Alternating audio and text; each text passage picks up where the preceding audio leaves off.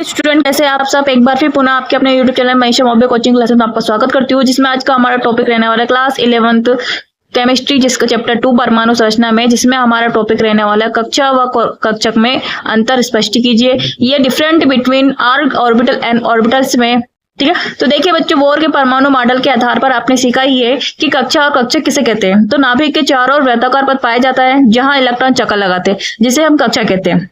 क्या वास्तव में यहाँ चक्कर लगाते पथ पे, वृत्ताकार पथ में चक्कर लगाते हैं? नहीं, बल्कि ऐसा अनुमानित है, जबकि परमाणु ही इतना छोटा है जिसे यदि आप सूक्ष्म कण में विभाजित कर देते तो हम अपनी नग्न आंखों से देख नहीं पाते, ठीक है, या हमारी नग्न आंखों से देख नहीं सकते। उसके चारों ओर जो पातिका मान लिया कि चारों ओर वृत्ताकार मार्ग में होता है, तो मान लीजिए कि एक रास्ता दिखा है। क्या है? एक रास्ता दिखता है जहां इलेक्ट्रॉन को गति करने के लिए, अब जैसे कि वृत्ताकार पथ है, तो अब इलेक्ट्रॉन वहां चक्कर लगाते हैं और उसके अंदर भी कुछ घटक होंगे। क्या होंगे? उसके अंदर भी कुछ ना कुछ कोई घटक होंगे।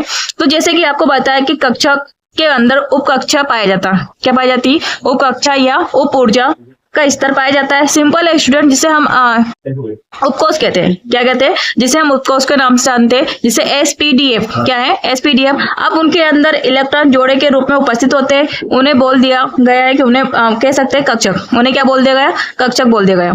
तब में कोई घर नहीं दिखाई देता है, लेकिन यहाँ काल्पनिक चीज है, कल्पना की गई है।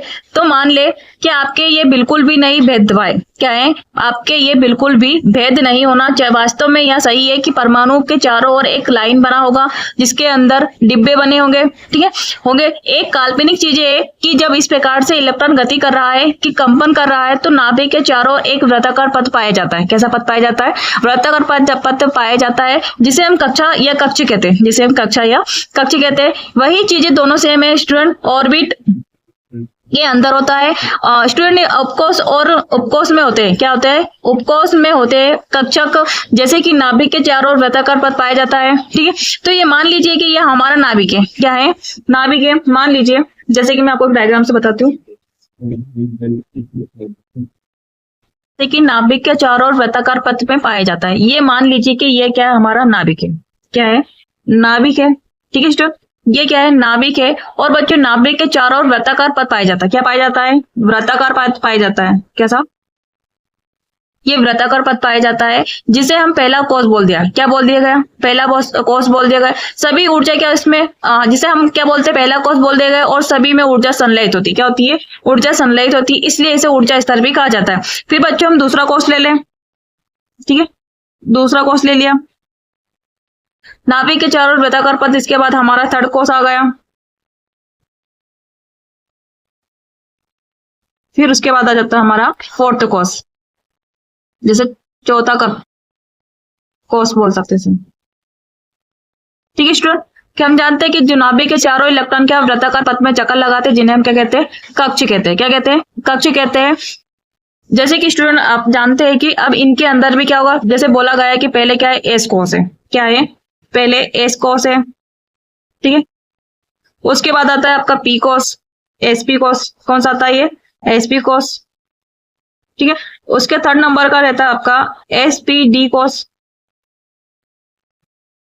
मतलब कोष के अंदर क्या है? उपकोष उपस्थित है। क्या रहते हैं? कोष के अंदर क्या होते हैं? उपस्थित। जैसे कि आप इसके अंदर दे रखा, पहला इसको बोला हमने पहला कोष एस उपकोष, ठीक है। दूसरे कोष के अंदर क्या है? एसपी उपकोष। तीसरे वाले में एसपीडी उपकोष। चौथे वाले कोष में रहता है आपका एसपीडीएफ कोष। क्या रहते हैं? एसपीडीएफ कोष। तो स्टूडेंट यहाँ पे जो दे रखा, अब इनमें क्या होता है ये जो देखते हैं हम, क्या वृत्ताकार पथ हो गया और एक तल, जैसे मान लीजिए इसको एक तल हो गया, ठीक है। परिभाषा जैसे बोली जा सकती है कि इस तल के अंदर एक त्रिविमी, मतलब किसी दिशा में कक्षक कह सकते हैं, किसी दिशा में त्रिविमी आंतरिक या नाभिक के चारों ओर वहां क्षेत्र जिसमें इलेक्ट्रॉन पाए जाने की संभावना होती है। क्या होती है? इलेक्ट्रॉन पाए जाने की क्या होती है? संभावना होती है। तो एक तो हमारा क्या होगा? पथ होगा जहां पर इलेक्ट्रॉन क्या लगाते हैं? चक्कर लगाते हैं। क्या लगाते हैं? चक्कर लगाते हैं। तो लेकिन जहां पर ये इलेक्ट्रॉन पाए जाने की क्या है? जहां पर ये इलेक्ट्रॉन पाए जाने की, जैसे कि यहाँ एस उपकोष है और एस उपकोष में अधिकतम कितने इलेक्ट्रॉन? 2 इलेक्ट्रॉन। कितने? 2 इलेक्ट्रॉन ही भर सकते हैं, ठीक है। उसके बाद दे रखा पी उपकोष, दे रखा पी उपकोष में अधिकतम एसपी दे रखा है, एस में 2 और पी में कितने रहते हैं हमारे? 3। तो अधिकतम कितने इलेक्ट्रॉन भर सकती हूँ मैं इसमें? 6 ही इलेक्ट्रॉन भर सकती हूँ। जिसके बाद दे रखा हमारा एसपी डी ऑफ कोर्स, तो डी वाले कक्षक में मेरे कितने इलेक्ट्रॉन भर सकते हैं? 5। डी के कितने रहते हैं? 5। और टोटल कितने इलेक्ट्रॉन भर सकते हैं इसमें? 10 इलेक्ट्रॉन भर सकती हूँ। ठीक है, लास्ट मेरा दे रखा है आपका एसपीडीएफ। तो एक में कितने कक्ष रहते हैं आपके? 1 2 3 4 5 6 7 कितने रहते हैं? 7 कक्षक रहते हैं जहां पर इलेक्ट्रॉन पाए जाते हैं। तो स्टूडेंट कक्षक या फर्स्ट पॉइंट वापस देखो, इसका फर्स्ट पॉइंट क्या रहता है कि यहाँ त्रिमी आंतरिक के नाभिक के चारों वहां क्षेत्र जिसमें इलेक्ट्रॉन पाए जाने की क्या होती है? संभावना होती है कि जो पथ जैसे कि जो पथ होता है जिसमें एक इलेक्ट्रॉन एक प्रकार से तल कह सकते हैं। क्या कह सकते हैं? तल कह सकते हैं, जहां पर इलेक्ट्रॉन चक्कर लगाता है, गति प्रदर्शित करता है। लेकिन जहां पे त्रिमी क्षेत्र है, जहां इलेक्ट्रॉन मुख्य रूप से है, यहाँ पाए जाते हैं जहां पर ये गुच्छे के रूप में होते हैं। कैसे होते हैं? गुच्छे के रूप में पाए जाते हैं, तब वहां कक्षक कहलाता है। क्या कहलाता है? कक्षक कहा जाता है। अगर कक्षक की बात करूं, क्या बात करूं, अगर कक्षा की बात करें तो ये वृत्ताकार पद, ये दीर्घ वृत्ताकार पद में उपस्थित होते हैं। ठीक है, यदि यहाँ पर अगर बात करें कि जैसे कि बच्चों एस ऑर्बिटल उपकोष है, क्या है? एस ऑर्बिटल उपकोष है।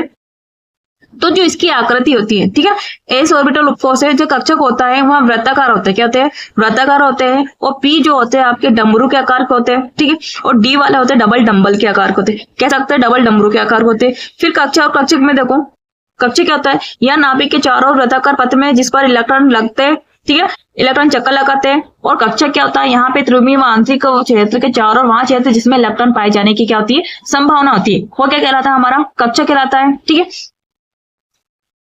कक्षाएं वृत्ताकार या दीर्घ वृत्ताकार होती है और कक्षक वृत्ताकार डमरू के समान या तो डमरू के आकार के समान होते हैं। जैसे कि एस तक हमारा ये वृत्ताकार होता है, पी क्या होता है? हमारा डमरू का आकार का, और डी कैसा होता है? हमारा डबल डमरू के आकार का होता है।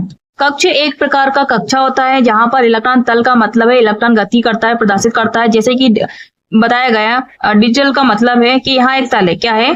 डायग्राम में बताया गया है कि यहाँ पे क्या एक तल है जो इलेक्ट्रॉन गति करने के लिए माध्यम प्रदान करता है। ठीक है, जो कक्षक होता है वह आपके इलेक्ट्रॉन को त्रिमी वेग को प्रदर्शित करता है। क्या करता है? त्रिमी वेग को प्रदर्शित करता है। मतलब त्रिमी वेग किस किस दिशा में स्थित है उसको प्रेजेंट करता है कक्षक। त्रिविमी का मतलब होता है अंतरिक्ष में किसी भी दिशा में इलेक्ट्रॉन गति कर सकता है। यदि कक्ष में बात करते हैं तो कक्ष में इलेक्ट्रॉन भरे जाने का, यदि आप बोर के बारी के सिद्धांत से पढ़ोगे, जिससे अगर बोर बारी के सिद्धांत से पढ़ोगे तो बोर बारी ने बताया क्या है? 2 8 18 32। पहले कक्षा में कितने? 2, दूसरे में कितने? 8, तीसरे में कितने? 18, चौथे में कितना? 32। ये किसने बताया? बोर बारी ने बताया। तो इस सिद्धांतों को आपने पहले पढ़ा है कि उन्होंने बताया कि 2 8 18 32 इस क्रम में, यानी 2n², क्या है? 2n² के क्रम में भरे जाते हैं। ठीक है, उन्होंने बताया कि जब इलेक्ट्रॉन इस क्रम में भरे जाते हैं तो लेकिन कक्षक में हमेशा केवल 2 ही इलेक्ट्रॉन भरे जाते हैं। कक्षक में केवल कितने? 2 ही इलेक्ट्रॉन भरे जा सकते हैं। ठीक है, और जो पी कक्षक ऑर्बिटल रहता है, पी कक्षक में अधिकतम कितने इलेक्ट्रॉन भर सकते हैं? 6 इलेक्ट्रॉन। और डी कक्षक रहता है अधिकतम, इसमें कितने? 10। कितने रहेंगे? 10। और जो एफ उपकोष रहता है, एफ उपकोष में अधिकतम कितने इलेक्ट्रॉन भर सकते हैं? हम 14 इलेक्ट्रॉन भर सकते हैं। क्लियर आप लोगों को? तो हमारे जो एक कक्षक में कितने इलेक्ट्रॉन भरा गया? 1 ही इलेक्ट्रॉन भरा जाता है। ठीक है, तो कक्षक में पी और कक्षक में 3, डी में 5, एफ में 7। तो यह कक्षक केवल इलेक्ट्रॉन में केवल 2 ही इलेक्ट्रॉन भरे जाते हैं। जबकि कक्षा की बात करूं तो यह 2n² के हिसाब से इलेक्ट्रॉन भरे जाते हैं। किसके हिसाब से? 2n² के हिसाब से इलेक्ट्रॉन भरे जाते हैं। तो स्टूडेंट जो बताया गया इसमें जो क्रम बताया है 2 8 8 18 18 32 के हिसाब से ठीक कक्षा की अवधारणा को बोर्ड ने दी थी। किसने दी थी? बोर्ड ने दी थी। और बच्चों ने यहाँ तरंग यांत्रिकी सिद्धांत पर आधारित थे। कक्षक किस पर आधारित है? तरंग यांत्रिकी के सिद्धांत पर आधारित है। ठीक है, तो स्टूडेंट हमारा क्या दे रखा है, इसका अंतर को देख लेते हैं। जो कक्षा होती है, क्या होती है? कक्ष और कक्षा होती है। कक्षा क्या होता है? यह नाभिक के चारों ओर वृत्ताकार पथ में क्या करते हैं? इलेक्ट्रॉन का चक्कर लगाते हैं। ठीक है, और कक्षा क्या होता है? यह त्रिमी अंतरिक्ष के नाभिक के चारों वहां क्षेत्र जिसमें इलेक्ट्रॉन पाए जाने की क्या होती है? संभावना होती है। ठीक है, उसको व्यक्त करते हैं, उसको क्या कहते हैं? हम कक्षक कहते हैं। सेकंड पॉइंट रहता है कि कक्षाएं वृत्ताकार या दीर्घ वृत्ताकार होती है। कैसे होती है? वृत्ताकार या दीर्घ वृत्ताकार होती है। और कक्षक वृत्ताकार डमरू के समान 2 डमरू के आकार के समान हो सकती है। जैसे कि हमने एस रहता हमारा, एस ऑर्बिटल रहता है वो क्या? वृत्ताकार। पी ऑर्बिटल डमरू के आकार का, डी ऑर्बिटल आपका डबल डमरू के आकार का होता है। यही सब क्या है? कक्षक है। ठीक है, उसके बाद दे रखा है किसी कक्षक में अधिकतम इलेक्ट्रॉन की संख्या 2n² के अकॉर्डिंगली रखा जाता है। जहां पर n बराबर 1 है तो इसमें अधिकतम कितने इलेक्ट्रॉन भरे जाएंगे? मेरे 2। अगर n बराबर मेरे कितने? 2 है तो इसमें अधिकतम इलेक्ट्रॉन कितने भरे जाएंगे? 8। अगर मेरे n बराबर 3 है तो इसमें अधिकतम इलेक्ट्रॉन कितने? 18। अगर मेरे n बराबर कितने? 4 है तो इसमें अधिकतम इलेक्ट्रॉन कितने भरे जाएंगे? 18 32। ठीक है, कितने भरे जाएंगे? 32 भरे जाएंगे। तो सिर्फ ये वाला जो कक्षा फिर दे रखा है, यहाँ किसी भी कक्षक में 2 इलेक्ट्रॉन हो सकते हैं। ठीक है, थर्ड वाला पॉइंट दे रखा है, यहाँ इलेक्ट्रॉन में तल में गति से प्रदर्शित करता है। यहाँ इलेक्ट्रॉन वेग के एक तल में गति को प्रदर्शित करता है। यहाँ इलेक्ट्रॉन के वेग को त्रिमी क्षेत्र में प्रदर्शित करता है। ठीक है, इसका फिफ्थ पॉइंट दे रखा है, यहाँ हाइजेनबर्ग का अनिश्चितता के सिद्धांत की क्या है? विरुद्ध है। ठीक है। कक्षा का वाला जो सिद्धांत है हाइजेनबर्ग का अनिश्चितता सिद्धांत के विरुद्ध है और यहाँ हाइड्रोजन वर्ग के अनुरूप है। जो कक्षा का होता है या हाइड्रोजन वर्ग के सिद्धांत के क्या होता है, अनुरूप होता है। लास्ट दे रखा इसमें कक्षा की अवधारणा बोर ने दी थी। किसने दी थी? बोर ने दी थी। इसको 2n स्क्वायर के अकॉर्डिंग चलती। किसके अकॉर्डिंग चलती है? 2n स्क्वायर के, जैसे 2 8 18 18 32 2 8 8 18 18 32 के अकॉर्डिंग चलती है। जो कक्षा की अवधारणा तरंग यांत्रिकी के सिद्धांत पर आधारित है, जिसमें हम जानते हैं कि पहले इसमें ओनली एक कक्षा में या एक कोर्स में ओनली 2 ही इलेक्ट्रॉन पढ़ सकते हैं। ठीक है, तो चैनल को लाइक कर लीजिए, सब्सक्राइब कर लीजिए, बेल आइकन को प्रेस कर लीजिए हमारे इस चैनल को लेटेस्ट वीडियो पाने के लिए।